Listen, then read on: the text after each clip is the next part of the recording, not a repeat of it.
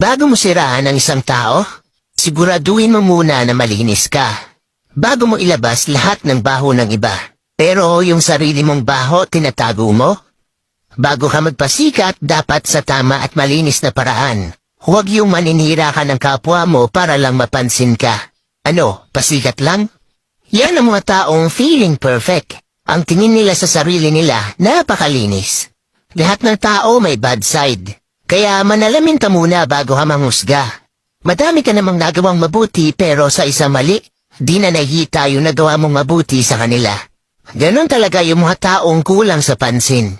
Kahit mali sa mata nyo at labag sa paniniwala nyo, wala pa rin kayong karapatan manghusga ng kahit sino. Hindi nyo alam kung ano ang pinagdaraanan sa buhay ng bawat tao. Lahat tayo ay nagkakamali. Bas hindi ka aya-ayang tignan ang mga taong nagmamalinis.